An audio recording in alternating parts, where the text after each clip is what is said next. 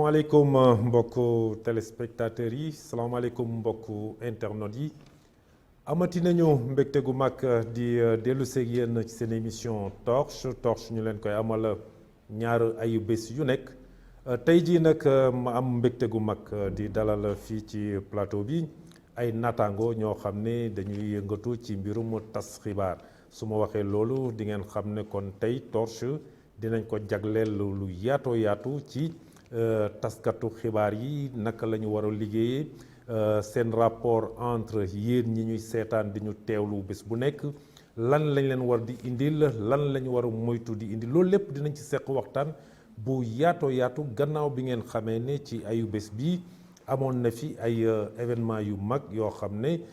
kenn rafetlu ko te it mu indi ay jiixi jaaxa ci bopp nit ñi loolu nag tax na ma utiliser prétexte boobu pour prier fii ay taskatu xibaar ki may njëkk a présenté moo nekk nii sama ndeyjoor di Mariam Coly nag taskatu xibaar la nekk ci journal bu ñuy wax Vox Populi mais aussi Mariam Limi moom mooy point focal bi nga xam ne moom mooy lëkkale ñi nga xam ne ñoom ñooy les jeunes reporters dinañu seq waxtaan ci loolu te di ngeen xam tamit lan moo gën a tax ñu dalal ko ci plateau bi sama càmmoñ ma ànd ceeg Isidore Sène Isidore tamit di ngeen koy dégg lu bëree bëri moom moo nekk iRadio nekk fii seen correspondant fii ci Thiès moom it dina bokk ci waxtaan bi nu mu gën a yaatoo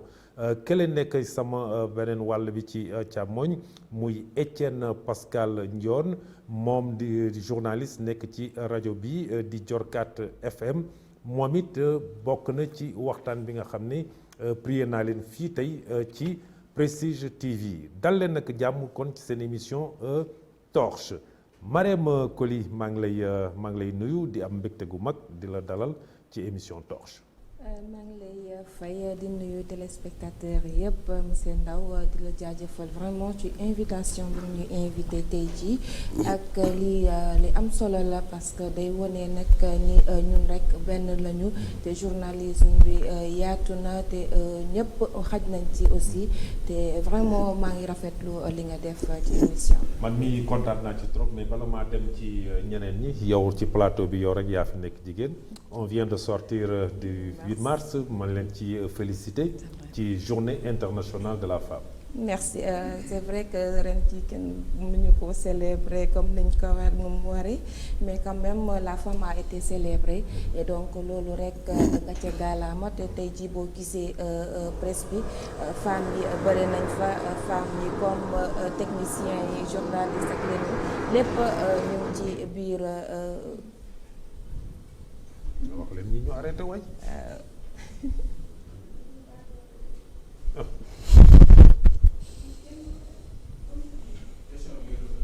question bi damay reprendre kii rek voilà donc soxna Mariam bala maa dem ci sama yeneen naataango yu góor yi gis nga plateau yow yaa fi nekk jigéen ñu on vient de sortir juste ci 8 mars di journée internationale de la femme ñu leen ci jaajëfal bu baax la ci félicité. waaw ñu ngi lay fay merci 8 mars bu moom c'est journée de la femme a été célébrée même si au Sénégal gis nañu ne amoon na quelques remous donc waaye def nañ ko ci jàmm ak salaam loolu daal moo ëpp solo donc boo xoolee aussi la femme a été célébrée même dans les maisons même kii maanaam du 8 mars célébration 8 mars du maanaam képp kuy nekk ci bureau képp ku nekk ci biti suñuy maam yi suñuy yaay yépp dañ leen war a jaajëfal di leen delloo njukkal te loolu lañ def nañ ko ma leen ci delloo njikkal bu baax a baax te di leen félicité ci taxawaay bi nga xam ne yéen a ngi koy am Isidore maa ngi lay nuyu am naa mbégte gu mag tamit dalal la fii ci émission Torche. jërëjëf doyen Fallou maa ngi lay nuyu di nuyu mbokki téléspectateur wu Prestige TV di nuyu tamit samay confrère journaliste yi fi nekk Étienne Pascal bu Diorkat ak ki nga xam ne moo di suñu présidente comme ni nga ko waxee moom dañ koy beral loxo mooy suñu présidente jeune reporter yi nga xam ne ñoom ñoo nekk fii ci Thiès kon donc Mariam profité ci souhaité la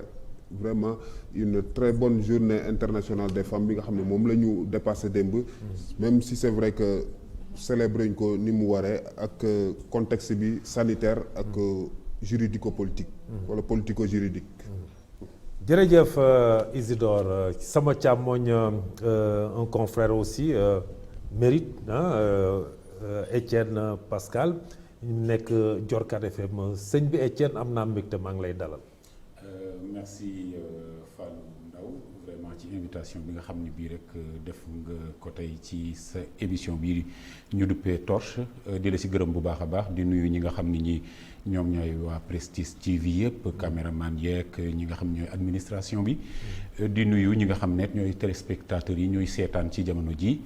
di wax ni ñoo ngi rafetloo partager li nga xam ne lii mooy plateau bi ak des journalistes émérites ñoo xam ne ñii vraiment ñëpp xam nañ leen ràññee nañ leen ci li nga xam ne lii moom mooy liggéey bu rafet boo xam ne ñu ngi koy def di gërëm vraiment ñëpp nag di ñaan yàllaat li nga xam ne lii moom la ñuy waaj a tàmbali yàlla nañ ko def ci bisimilaay comme ni ñu koy waxee yàggale ko ci alhamdulilaay te nag li nga xam ne lii moom lañ fiy bëgg a wax ñun ñëpp yaakaar nañ liñ ci jublu mooy ñu dégloo nu xel bañ ñoo dégloo xol bu ko defee nag ñu ngi ñaan yàlla mu inspiré nu ba li nu fiy waaj a wax nekk loo xam ne lii luy jëriñ askan wi yëpp lay doon. jërëjëf Étienne xam nga ni ma leen ko waxee mooy liggéeyu taskatu xibaar dafa am solo dañ ne nit yéen da ngeen war di bëggal nit ñi benn mais aussi da ngeen leen war di yee yar leen ba pare di leen jox ay xibaar ma commencé ci soxna si Marème li tax may dooree ci moom mooy xam ngeen ne am na événement yu fi xew mais ci 8 mars bi gis naa ne jigéen ñi ci seen manifestation fii sax ci Prestige feete nañ ko fii dañoo sol ñoom ñëpp lu weex ne dañ koy def pour woote jàmm la paix te li fi xewoon nekkoon fitna am loo xam ne xew na ci réew mi jàngat bi ma leen njëkk a laaj yéen ñëpp ku nekk jox ma ci sa xalaat mooy sur cette affaire appelée l'affaire Ousmane Sonko Adji Sarr gis nañ ne am na ay manifestation yoo xam ne am na ci biir réew mi am ci sax ay bakkan yu rot ay manifestation yéen nan ngeen jàngatee mbir moomu. merci monsieur Ndaw bu loolu boo ma ci laajee dama ci sawar a tontu ci sama liggéey bi may def dans le cadre de mon travail aujourd'hui gis nañu ni Sénégal demoon na ba instant boo xamante ne yëpp jaxasoo na kenn ku nekk tiit nga ñi ñàkk nañu seeni doom ñi seeni jarbaat ñi ñeneen mais n'empêche il y a eu loo xamante ne benn lueur bu woon d'espoir bu ñëw ba la paix ñëw donc ñu ngi ciy sant yàlla ñun journalistes yi luñ ci doon def suñu liggéey lañ ci doon def suñu àq lañ ci doon def te aussi lépp liñ ci def aussi nous ne l'avons pas fait pour maanaam parti pris pour maanaam yàqal kii defaral kii non journaliste ci terrain bu fa nekkee xoolul ndey xoolul baay la askan gi bëgg loolu lay jël loolu lay def donc foofu nag il faudrait aussi ñu xoolaat ñëwaat ci mbir moomu pour xam rôle journaliste bi parce que le rôle du journaliste dans la société bu ñu nekk ni est très très très très important actuellement lu ñu nekk ni tey jii imaginel xam naa maa ngi jël parole mais monopoliser mais juste aussi ñu demaat foofu ci femmes yi vous avez parlé aussi des femmes ñu soloon le blanc loolu moom yàgg nañ ko wax le blanc mooy si lan mooy la paix te képp ku bëgg jàmm rek moom sol nga blanc bi pour wone ni en temps de guerre jigéen ñi ñooy sonn donc tey ji 8 mars bu ñu ko naree célébrer ñu sol lu vêtu en tout en blanc donc dañuy montrer que ñoom veulent la paix. c'est ça elle prône. et comme li nga waxee lueur d'espoir am na parce que fi mu nekk nii mbir yi dalagum nañ. looloo tax nag sax ma génne émission bi gannaaw bi mu dalee te it ñu won ne war nañu def toujours prévention fexe ba yu mel nii dootu fi amati. Isidore événement yi fi am yow noo ko jàngatee noo ko gisee. waaw d'abord rendre grâce à Dieu maanaam ñu sant yàlla bu baax a baax sant yàlla parce que depuis démb ak tey bu ma xëyee gis mbedd mi par rapport ak ñetti fan yi passé changement am na loolu day wone ne jàmm moo gën loo gis parce que ñu ngi vaquer à nos occupations tranquillement kenn sonn la ñu naam ñi nga xam ne ñoo di les forces de l'ordre ñu ngi ci mbedd mi ba léegi parce que il faut toujours prévenir mën na am gars yi dañoo dalagum rek après peut-être defaat leneen waaye nañ jàpp ne jàmm moo gën loo gis moo gën ci taskatu xibaar bi moo gën ci suñu yaay yi nekk ci marché yi moo gën ci bépp sénégalais et je pense que toute la société comprendre nañ ko. muy waa société civile les politiques la presse également. loolu laa gis balaa ñuy dugg ci dans le vif du sujet comme torche la xam naa ne. lu bëri dañu niit rek. voilà bu ñu niitee xam naa dinañ gis. dinañ gis. Pascal mbind bi jaxasoo woon na ci réew mi noo ko dundee ak noo ko gisee. Angoisse ak jaaxle ndax Sénégal dafa posé woon jalon bu mag jëme ko ci li nga xam mooy exemple démocratie au niveau de li nga xam ni mooy la sous-région ou bien li nga xam ni li sax mooy le monde parce que bu ma de remonté ci 2000 rek ñun on a donné le plus grand exemple au monde entier le plus grand exemple au monde entier en arrivant à une alternance 0 mort, 0 blessé, lorsque l'Amérique ne connaissait pas durant 1 mois son président. Donc ce qui veut dire que nous avions avancé d'une manière fulgurante li nga xam ne mooy wàllu démocratie. Sénégal aussi mérité wul tey jii li nga xam ne lii dafa ñëw ndax li nga xam ne lii mooy ku nekk di jeter dans une pierre dans le jardin de l'autre di ko taxé de li nga xam ne lii moom moo am ci bis boobu loolu lépp démocratie sénégalaise vraiment mérité wu ko. beneen bi mooy li nga xam ne li mooy institution yi nga xam ne ñoo nekk ci biir Sénégal dégg ngeen ci biir wax yeeg ñi war a wax di wax vraiment am na yu bare yoo xam ne yi ñaawal nanu leen ci loo xam ne lii jaru ko manifestation am na c'est vrai ñu bare ngi wax li nga xam ne lii moom mooy droit de manifester et cetera mais est-ce que droit de manifester yegg na ci li nga xam ne lii moom moo amoon ci bis boobu donc bu sentiment bi may am mooy sentiment boo xam ne bii vraiment dama yëg angoisse yëg li nga xam ne mooy tiitange parce que mbir am na c'est vrai que fay nañ ko mais est-ce que fay nañ ko am na ku ma doon wax ni ma war nañu bon xam naa dinañ ci ñëw sax ni sagara doon xeeñ kon lakkagul woon mais est-ce que du yegg ci lakk c'est la question que je me pose loolu lañ ñëpp di ñaan mu bañ faa yegg kon parce que li fi ci jot a gis loolu jéggi na dayoo te manifestation ci am li tax ñu war a waxtaan mooy yéen taskati xibaar yi li xew yéen a koy wax Marème wax na léegi ne sur le terrain bu ñu fa nekkee li askan wi wane loolu la ñuy wax loolu la ñuy jooyal ñëpp dégg ko ces genres d'informations est-ce que quelquefois aussi ça ne participe pas à activer le feu parce que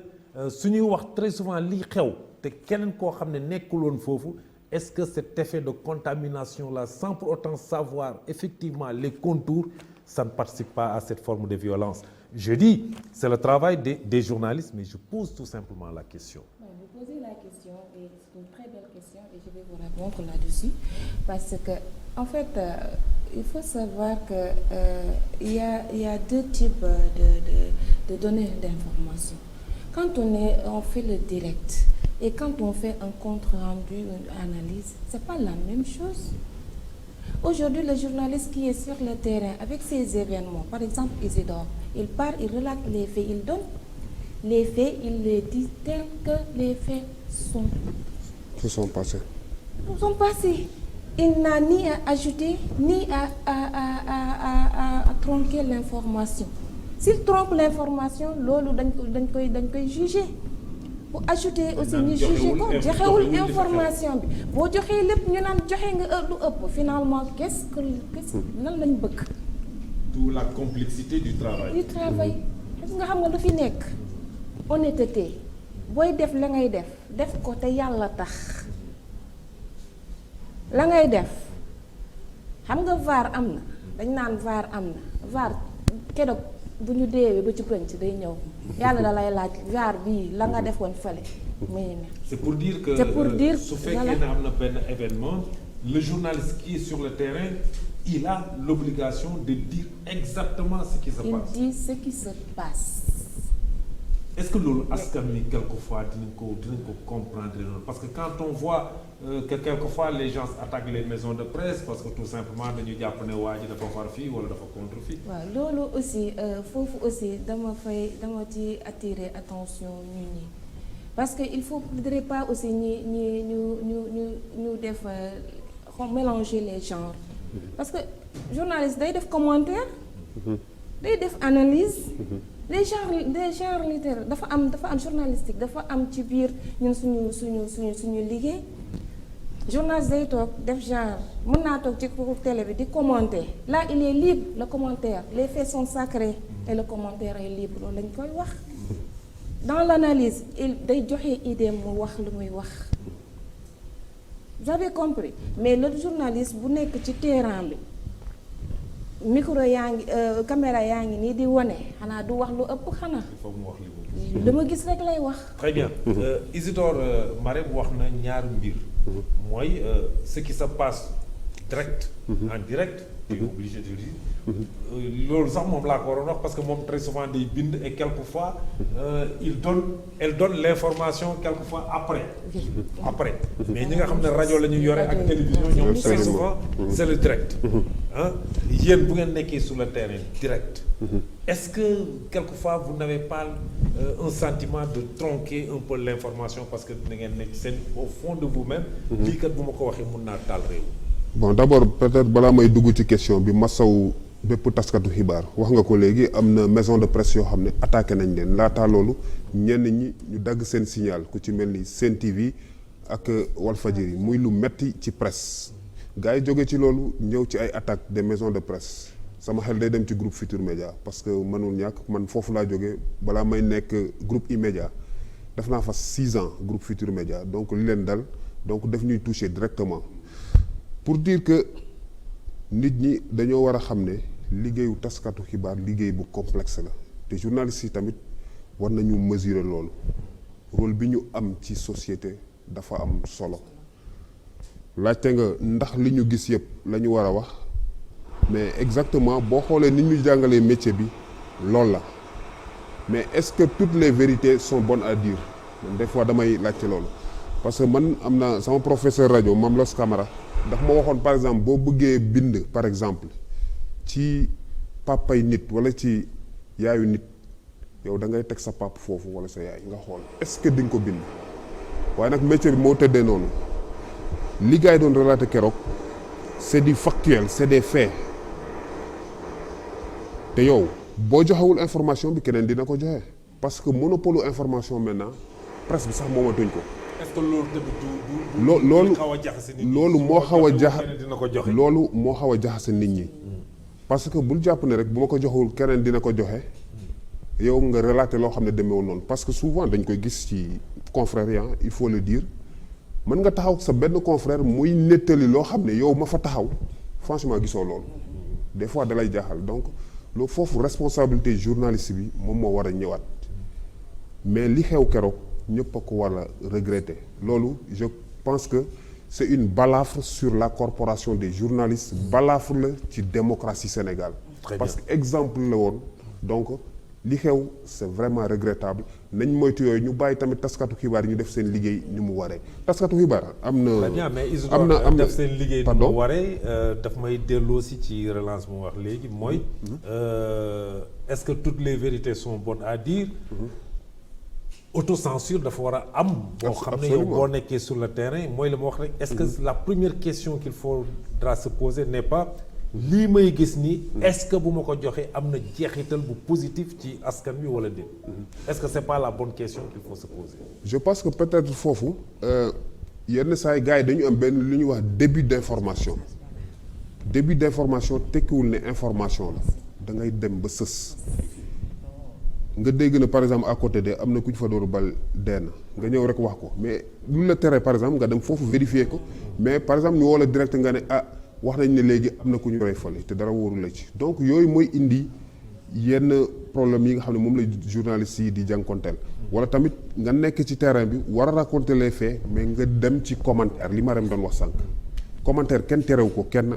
mais il faut d'abord donner mais joxeel information bi suba bu ñu la invité fenn foo xam ne chroniqueur nga fa wala leneen bu la neexee nga commentaire. très bien voilà, et respecter ça, les faits c'est un vrai problème et c'est important ñu retracer loolu mooy li nga wax noonu mooy très souvent ci sunu confrères yi nañu gis na ñu bëri ils commentent à la place de donner l'information avant de commenter donc dañuy renverser la chose au lieu de donner d'abord l'information il commente et ensuite il essaie de donner l'information nu mu tuddati Étienne mbir yi xewoon na est-ce que sur le terrain yow rajo nga yore yéen aussi quelquefois c'est du direct est-ce que sur le terrain quelquefois vous n'êtes pas confronté à des problèmes? Cette information, est-ce qu'elle est bonne à donner? Est-ce qu'elle ne faut pas donner? Est-ce que su ma ko joxewul je suis en train de faire le travail sur lequel on m'a demandé? La question est posée à un journaliste certainement, mais dans le cas d'espèce ci li amoon ci manifestation yi nga xam ne yi dafa amoon peut-être que manifestation yi ñoo suscité débat bi leneen li mooy la décision du CNRA moom moo suscité certainement torche bëgg a leeral ci nan la journaliste si amee gis-gis tout à fait. mais sama gis-gis fii ci cas d'espèce bi mooy responsabilité mën na nekk ñett ci biir li nga xam ne lii moom moo amoon keroog parce que je vais arriver à dire donc ndax maanaam li ñu defoon ndax lépp baax na am lépp baaxul ñetti responsabilité ñi ngi ci biir li amoon parce que ici c'est le journaliste qui parle mais pourtant journaliste yooyu nga xam ne ñoo doon def reportage dañoo am li nga xam ni lii moom mooy patron média bi dafa am patron tout à fait. te média boobu dafa am ligne éditoriale n'est-ce pas Tout à fait. tout le monde sait par exemple dinaa ko wax rek tuuti rek pour brosser Tout à fait. tout le C'est monde sait important. que balaa ki nga xam ni kii moom mooy Ousmane Sonko di ñëw ci anti-système Walf était déjà par exemple dans ça C'est ça. dañ doon daan wax ni Walf par exemple booy suivre li nga xam ni mooy journalam ci 8 éléments 7 yëpp ay manifestations population bi la donc on y reviendra certainement C'est alors vrai. donc je pose li may poser mooy maanaam benn bi mooy patron de média bi beneen bi mooy le journaliste qui fait son travail mais dans le cas d'espèce ci li amoon keroog il y avait celui qu'on appelle le caméraman ci télévision Ouais. n'est-ce pas alors dinañ ci ñëw ci caméraman boobu nga xam ne mi ngi filmer en direct parce qu'il y a ce qu'on appelle les aléas du direct am na ci rajo am na ci li nga xam ne li mooy télévision am na nangam ak nangam et donc bu fekkoon ne wax kese la peut-être que boo xoolee boo analyse boo xoolee bu baax a baax li nga xam ne lii moom mooy ce qui s'est passé par exemple ci bis boobu gàcce ngaalaama journalistes yi ceux qui étaient sur les plateaux ak ñi nga xam ni ñi ñoom ñooy nekkoon ci li nga xam ni moom mooy terrain bi vraiment ils ont abattu un travail extraordinaire professionnel nag def nañ ko mais am na ay détails yoo xam ni peut-être duñ ci ñëw toutes les vérités ne sont pas bonnes à dire comme il le disait c'est pourquoi ci wàllu journalisme dañ lay wax ni information objective bi dafa am solo maanaam l'information bi nga xam ni bii dafay indi li nga xam ni lii moom mooy may cohésion mais et non pas information boo xam ni bi boo ko joxee dëkk bi tas parce que buy dëkk bi tas mooy la même chose que ton professeur son professeur lui avait dit moom Isidore ni ko booy teg da ngay teg li nga xam ne lii mooy sa baay moo ne sa kanam est-ce que boo doon bind ci sa baay di nga bind li nga war a waaj a bind ci baayu keneen de la même manière booy bind ci li nga xam ni sa maanaam même bu doon ci réewu keneen booy waaj a bind ci réewu keneen est-ce que da nga war a poser question ni est-ce que li may bind ci Mali nii bu fekkoon ni sama réew la dinaa ko def ce qui veut dire que donc li nga war a bind ci sa réew dafa war a rafet bon n'est-ce pas ci wàllu maanaam wi jëm ci maanaam luy rafetal parce que il m'arrivait parfois de discuter avec des gens qui me disaient mais pourtant les reporters je vais passer un peu ci football les reporters français là chaque fois bu ñu nekkee ci benn match bi même bu fa amee un seul français ils mettent en exergue la présence de ce français là peut-être que c'est du patriotisme peut-être que c'est etc. Donc même le journaliste doit vivre comme ça parce que au moment où tu es en train de relater des faits yoo xam ni certainement peut-être mën na am dégg naa ci ñoo xam ni ñi dañuy wax ni Thiès ndax commencé nañu est-ce que c'est une question c'est pourquoi je parlais de cet effet de contamination peut-être que mën na am danañ ci ñëwaat ci kanam tuuti ci li nga xam ne lii moom mooy responsabilité yi est-ce que war na est-ce que warul parce que man bu ma sañoon ñu suscité ko ci ñetti fànn benn bi mooy li ma la doon wax le patron de presse ñaareel bi mooy le journaliste ñetteel bi mooy rôle caméraman bi et certainement CNRA après parce que comme je t'ai dit tout à l'heure par exemple Bougane Gueye qui le connaît aussi xam ni mi ngi ci li nga xam ne li mooy mouvement il a cherché à briguer les mandats les suffrages des Sénégalais et donc il est également dans l'opposition il est dans la politique il faut le dire il est dans la politique il était journaliste est-ce qu'il reste journaliste mais en tout cas il est patron de presse là c'est extrêmement important te dinañ ci xuus c'est pour dire tout à l'heure wax naa ko Marème bi mi wax nee naa ko métier bi dafa complexe mais dafa am loo muy indil Pascal te loolu c'est extrêmement important te askan wi nga xam ne moo ñuy seetaan di topp information yi loolu aussi war nañ ci bàyyi seen xel parce que yooyu mooy indi ñu dem di attaquer yenn maison de presse yi li koy indi mooy maison de presse ba léegi wax na loo xam ne arrangé na ma kii wax na loo xam ne arrangé wu ma jàpp ne daf ma contre ma dem attaqué ji C'est ça. te wax ngeen léegi ne ci maison de presse yi am na ci ñoo xam ne c'est des politiciens am na fenn fu ñu far maison de presse yi aussi am na li nga wax léegi muy ligne éditoriale et ça c'est extrêmement important à mon avis soo jàppee ñu mel ni Walf bi nga ko waxee ñoom d'ailleurs la dafa bokk seen slogan la voix des sans voix dañ koy dégg cela veut dire que kon ñoom li nga xam ne baaxul dañ ko war a dénoncer dañ koy teg ci table am na ci ñeneen ñoo xam ne li nga xam ne moo rafet la ñuy teg ci table bi certainement. ça fait partie des lignes éditoriales man mun naa am sama journal ne man kat lu rafet rek laay wax luy jëmale réew mi kanam journal presse de développement voilà et cetera. voilà mais kooku très souvent du génne loo xam ne dafa ñaaw wala dafa xajam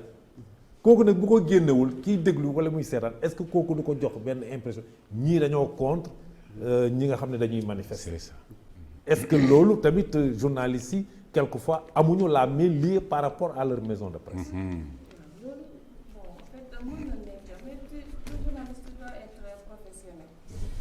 Professionnalisme mooy ne ta ligne éditoriale lii la sant loolu ngay def danga koy def la fois dernière au prix d'être incompris par la population. Bon, tu ne seras pas incompris parce que si je vois keroog man j'ai jamais travaillé dans le public privé rek laa liggéey te fa ma nekkoon maa nga fa ba tey mooy lan ñun tous ñu fi nekk ak ña fay béti kenn ku nekk am nga foo far wax nga ko waxoo ko am na on est tous des humains mais su jaree sama liggéey je fais mon travail comme je dois le faire sama ligne éditoriale lii la ma def lii la ma sant moom lay def mais les journalistes qui sont au niveau de la RTS ak ñeneen ak yooyu ñoom aussi c'est pas parce que ñoom aussi dañoo far ak gouvernement bi non non seen ligne éditoriale moo leen ko may moom la ñuy def sa liggéey la. donc mu la yàgg quelqu'un bu ñuy waxtaan dañ naan mais journaliste yi waruñu far mën a mais journaliste bi day voter comme day voter mooy intérieurement far na fenn. on est des citoyens. keroog j'ai vu je sais pas si vous avez fait la même remarque que moi au niveau de Walfadjri quand ils ont convoqué l'histoire dañuy def direct après ñu convoqué l'histoire daal di indi jiitu réew mi ci lu muy wax bu bopp mu nekkoon opposition ak face aux populations lu ñu doon endurer donc je pense que ça c'est très important defuñu ko pour maanaam yëfu saytaane comme on le dit non c'est aussi il faudrait que ñun aussi sénégalais yi parce que xam nga ñoom lu ñu xamut moo léegi la jeunesse là elle est mature jeunesse bi léegi dañoo avec les réseaux sociaux yi da ngay couper signal ñu dem dañoo dugg fële donc il faut faire attention à ça def yi sax du journaliste rek léegi pratiquement mu réseaux sociaux yi ñëppay journaliste ku nekk génne sa photo daal di teg donc loolu il faut ñu xoolaat ñuy defaree mbir mi mais mbir mi nag du journaliste ñu yaakaar ne journaliste mooy taal réew mi il se trompe. mais information day taal réew ko. information ça waaw information mën naa taal réew. il faut aussi je fais appel à mes confrères ñu xoolaat nu ñuy. fukk bi déjà day c'est beaucoup. est-ce que c'est pas et très souvent est-ce que c'est pas comme tu l'as dit hein cette fougue mais cette fougue là c'est au niveau de la jeunesse ñi nga xam ne ñoom seen bopp dañoo far comme ni ñuy waxee journaliste dañuy far mais bu ñu gisee ne côté bi ñu far ñoom ñoo nekk dans cette posture quelquefois au lieu de faire le travail correct de journaliste ils font le travail d'un partisan il faut oser le dire quelquefois. Travail de partisan. Je ne suis pas en train de tirer sur la presse, mais on dit carrément. Non, je ne vais pas juger ces gens parce que peut-être man gisuma loolu mais en fait dañuy tollu yenn saay peut-être ci benn instant boo xamante ne dinañ wax te sans rendre compte ni wax nañ loolu. parce que man aussi ba may déggu direct yi yenn saa bu ñu déggee direct bu ñu ñëwee ci plateau bi da ngay dégg kooku rectifier gaaw. da ciy rectifier gaaw. waaw donc c'est inconscient on est des humains. voilà non c'est important nga waxee ko noonu. parce que Pascal léegi dafa wax sax ci jëmale ko ci football. on peut en dire on peut en parler parce que booy reporter quelquefois yow di nga wax loo xam ne du noonu. mais après tu es obligé de te rectifier. pour dire que bon c'est pas. parce que léeg-léeg mën ngay reporter moom yàgg sax nga ne lii pénalty la te tu n'as pas le droit de dire que c'est un pénalty. mais je pense que également li ñu wax ci ligne éditoriale dafa am solo. journal bu nekk day am ligne éditoriale. nit ñi xam dans d'autres pays c'est plus grave boo demee États-Unis mais il y a des journaux yoo xam ne c'est pour les républicains ñenn ñi pour les démocrates dañuy afficher wu les diw la ñuy jàppale ils tirent sur l'autre côté. voilà dañuy tirer sur l'autre côté Oui. donc li ñu war a wax kay moo di des fois nga nekk ci terrain bi par exemple moi j'ai dit ma romb buntu lycée Malick Sy par exemple ma gis fa ñaari jeunes yu taal pneu je minimise information wu du ma ko joxe lu tax ma koy joxe à midi ameuter tous les gens alors que ñaari pneu lañ fa taal ñu daw ñu ne Thiès mu ngi tàkk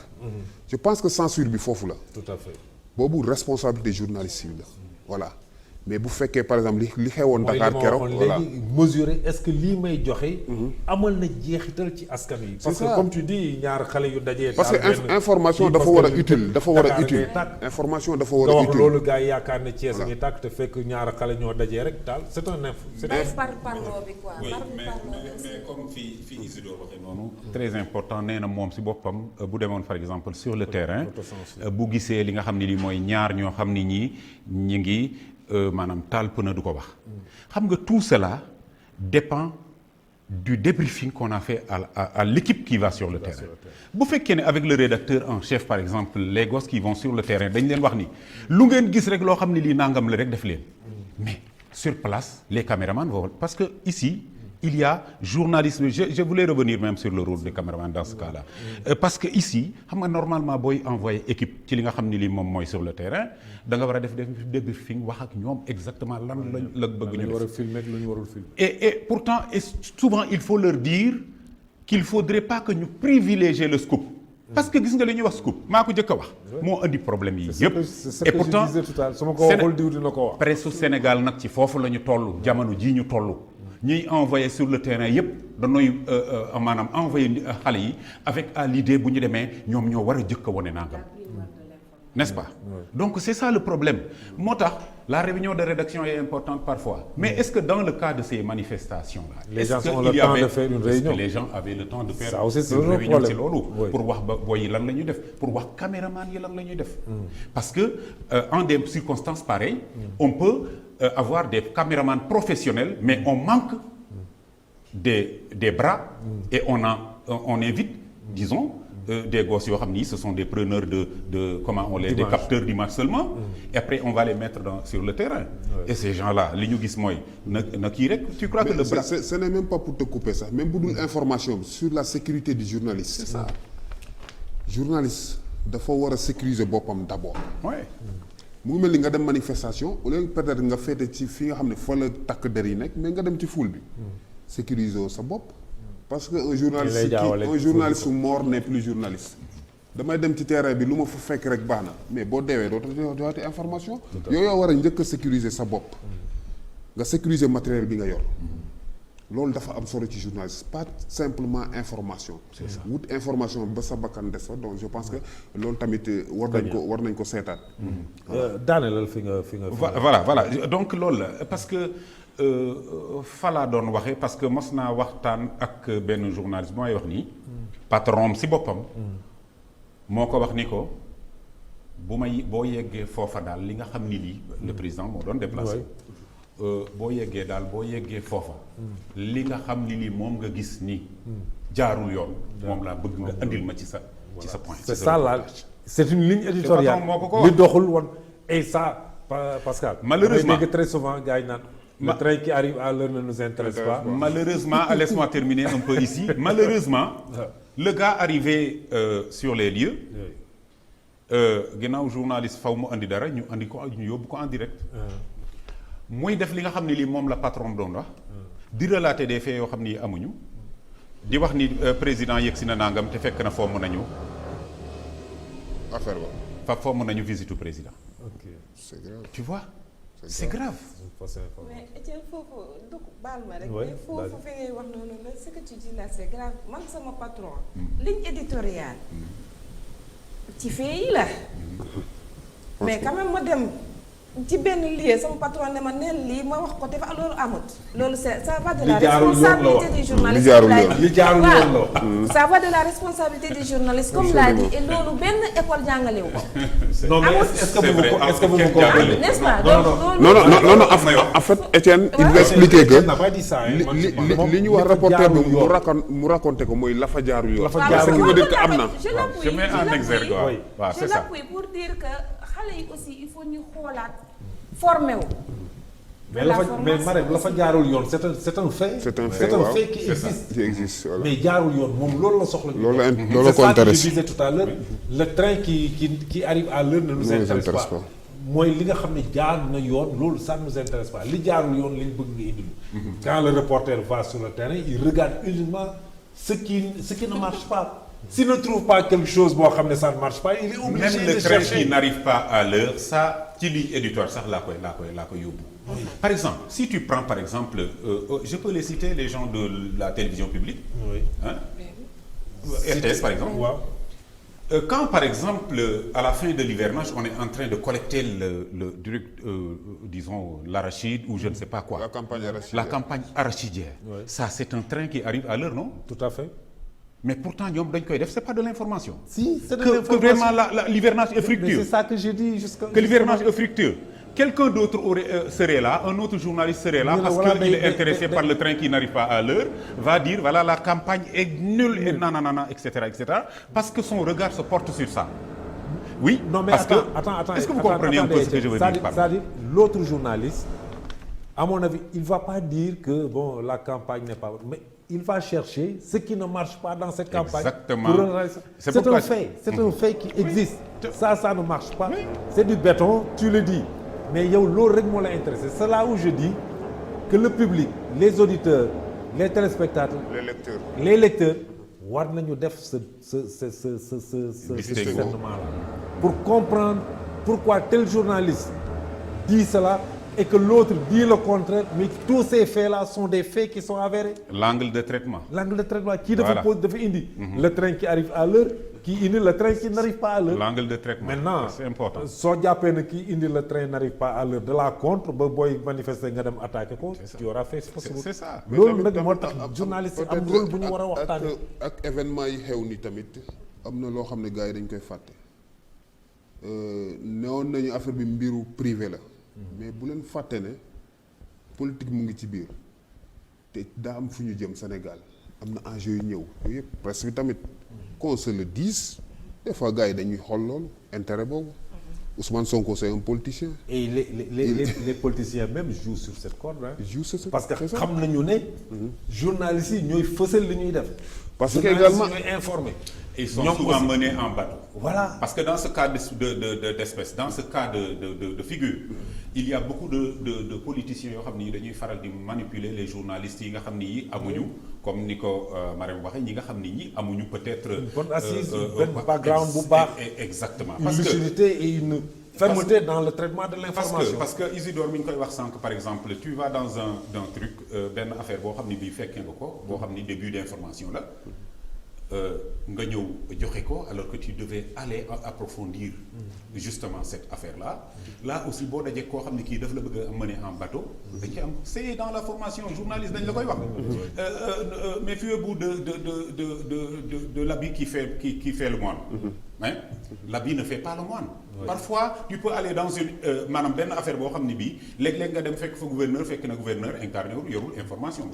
fekk na ma ngi feneen est donc c'est un peu Mais sauf que c'est par l'habit qu'on reconnaît le moine également. C'est ça aussi. justement li ma waxtu wi mu ngi ñuy commencé li ma fi bëggoon wax mooy loolu mooy maanaam li nga xam ni lii moom moo mën a nekk li nga xam ni lii moom mooy fi ñu la mën a yóbbu boo deful attention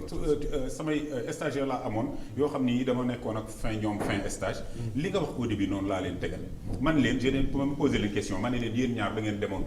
reportage manifestation vous avez vu gis nit koo xam ni kii dafa poignardé moromam ngeen xam nit kooku sax xam ngeen turam xam ngeen nu mu tudd xam ngeen fi mu dëkk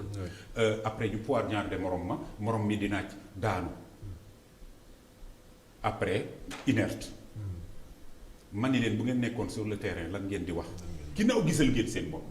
foofu laa leen piégé ñu ne ma dañu naan il est mort ma ne leen voilà te mënu wóoru leen ndax dee na.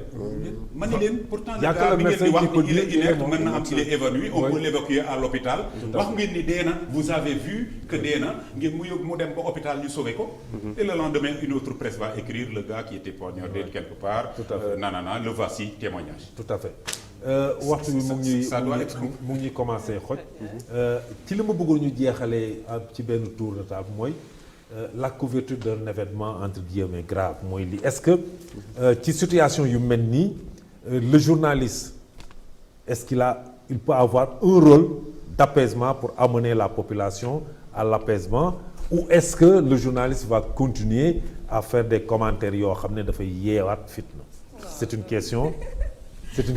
bu loolu moom journaliste moom mosut a yee fitna te les commentaires peuvent réveiller hein. loolu du rôlam donc bu nekkee sur le terrain jarut commenter sur le terrain moom journaliste commenter bu ñu bisee Isidore sax wax na ko bu ñu bisee ba dem ci ñu invité ko feneen ci plateau yeeg yooyu loolu il est libre c'est un journaliste lambda boobu il peut commenter les faits mais journaliste bu nekk ci terrain mais comme yéen nga xam ne vous écrivez à tête reposée actuellement ñun on n'a pas le même kii que ñoom ñu nekk sur le terrain ak yooyu ñun ñuy écrire ñun dañuy bàyyi ba ñoom ñu kii ba pare comme ñoom noonu la ñuy tooñee sax ñun dañuy bàyyi ba lépp sedd ñu ñëw recueillir yépp daal di bind moo tax doo gis finalement ñun sax ñun ñooy gën a am information bu baax bi bon en fait ñoom dañuy am information bu baax parce que seen genre yi yéen seen genre yi article yu population bi soxla la parce que après avec le recul vous pouvez donner la bonne information mais aussi comme tu dis après le fait vous avez la possibilité de faire des commentaires ou des analyses qui peuvent ramener la population à la raison et ça c'est un rôle rôle apaisement bi ngay wax noonu journaliste mën na ko def mais sauf que gars yi mu duggee ci rôle apaisement bi rek commentaire bi day dal di dikk tu vas dire nitu Ousmane Sonko yi ñoo def lii nitu Macky Sall yi ñoo def lii du mu indi après. et sans les citer dire que bon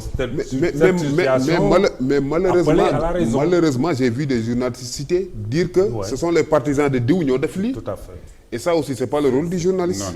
non diw moo tooñ. le journaliste il n'est pas la justice. jugement tout à fait def nga jugement. tout à fait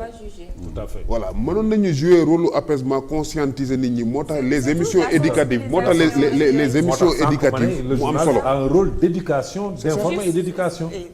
Oui, voilà c'est ça. Voilà donc après des cas comme ça. Si tu dois sensibiliser tu sensibilises. Si tu dois éduquer tu éduques. Oui. mais il faudrait ici aussi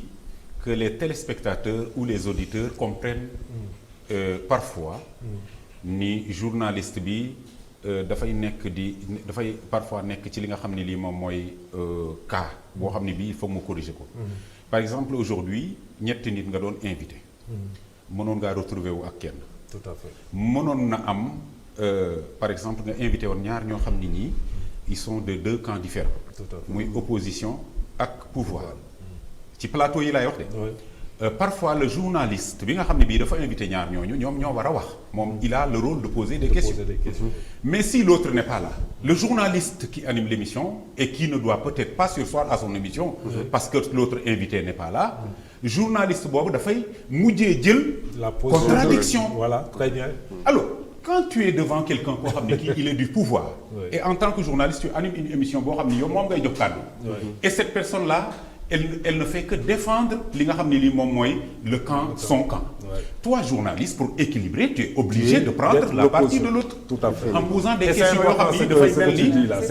dafay mel ni da ngay contre. Alors les populations qui regardent la télé ou écoutent la radio pensent que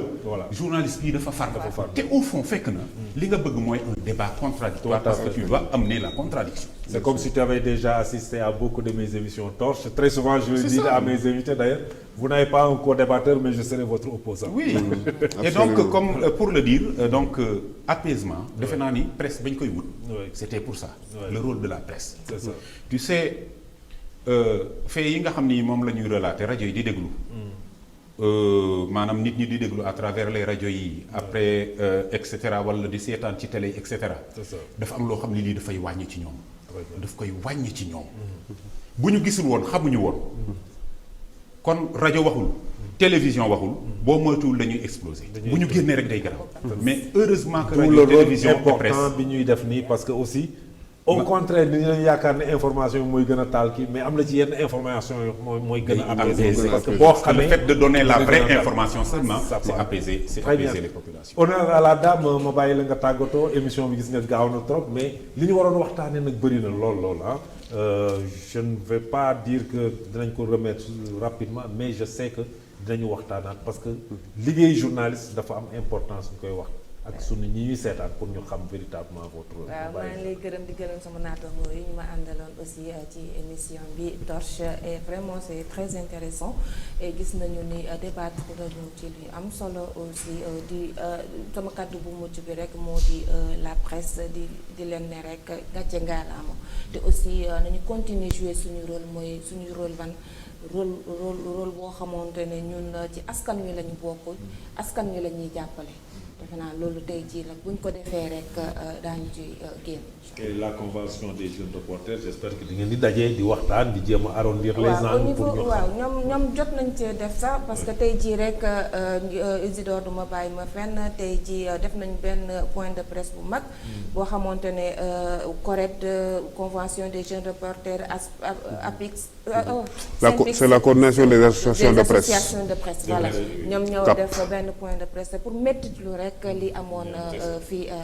muy wone rek presse bi ñu ngi taxaw vraiment seen reporters yi di taxaw seen journalistes yi taxaw caméraman yi ak ñëpp daal techniciens yi ci mbir mi am na. Isor ma bàyyi la nga tàggatoo. waaw balaa may tàggatoo sax peut-être li mu wax dafa am solo ñiy réunir tey dem nañu sax ba récuser CNRA pour ñoom CNRA amatul sens parce que li ngay wax ni rôle journaliste bi rôle d'apaisement bi ak yooyu yëpp CNRA waroon na ko di mën a def. mais est-ce que CNRA dafa waroon nekk fii rek pour sanctionner des maisons de presse je pense que ci li xew li mujj nii CNRA am nañ ci rôle boo xam ne waroon nañ ko jouer te jouer wuñ ko donc peut-être beneen jotaay dina tax ñu gën koo waxtaane wax la kontaan naa trop doyen Fallou partager plateau bi ak samay naataango kenn ki nekk presse écrite ñoom jàmbaar lañ trop ñuy bind moom mais ñun ñu nekk ci audiovisuel comme kii nu mu ko waxee course scoop bi maa njëkk a joxe information bi loolu moo tax liggéey bi day xaw a gàkkatu day metti nag je pense que gars yi war nañu mën a comprendre ñi nga xam ne ñoom ñoo nekk dans l'audiovisuel ci côté boobu donc di gërëm bu baax a baax waa Prestige TV. jërëjëf Pascal yow nag tey mbégte bu mag la am parce que dañuy déggante rek te gisee wuñu am na ku ma wax léegi invité nga koo xam ne gis te pourtant yàgg nañu déggante am naa mbégte gu mag a mag. merci beaucoup merci à Prestige TV merci vraiment à tous les téléspectateurs qui nous ont suivis le long de cette émission j'ai sentiment d'inachevé ci émission. Tout à fait. Peut-être que c'est parce que c'est bien fait ou bien c'est parce que vraiment sujet bi dafa vaste certainement peut-être mais j'ai sentiment d'inachevé donc cela veut dire que donc émission bi réussir na vraiment et te ñu ngi ciy gërëm ñëpp ñi nga xam ne ñii d'abord toi l'initiateur et ensuite ñi nga xam ne ñoo encadré bi les émissions di nuyu ñi nga xam ne ñii ñoom ñooy téléspectateurs yi comme je l'ai dit et donc di yaakaar ni ñaan bi nu tàmbalee ni li nu doon wax danoo bëggoon mu dugg ci xol yi te mu nekk loo xam ni lii da leen di jëriñ ñu déglu nu xel bañ ñoo déglu xol yaakaar naa ni loolu am na ci li nga xam ne lii mooy au courant du débat. jërëjëf loolu lañ ci doon sabab ba nga xam ne ñi ñuy seetaan ñëpp déglu ñu dinañu xam lan mooy rôle journaliste bi bu nekkee sur le terrain que quelquefois demuñu pour taal daay bi dañuy joxe information mais kiy jël information bi aussi moom ci boppam war na am capacité de discernement xam pourquoi kiy joxe information bi kiy joxe telle information que maison de presse yëpp kenn contrôle kenn ku ci nekk sa liggéey ngay def ñu bàyyi tamit di attaquer les maisons de presse parce que ku ci nekk da nga nekk def sa liggéey ma leen di jaajëfal bu baax a baax ci teewlu bi ak ñëw bi nga xam ne ñëw ngeen fi di jaajëfal sama camérawoman yi madame Djité fële ci gannaaw technique bi fële madame Ndiaye El Hadj ak Mamadou aussi di ko jaajëfal bu baax El Hadj ak Daouda di leen jaajëfal bu baax a baax ci jàppale bi yéen tamit mbokku téléspectateurs yi ma leen di jaajëfal ci teewlu bi ngeen ñuy teewlu ñaar ay bés yu nekk ci seen émission Torche di leen jox dig daje dans 2 semaines incha allah.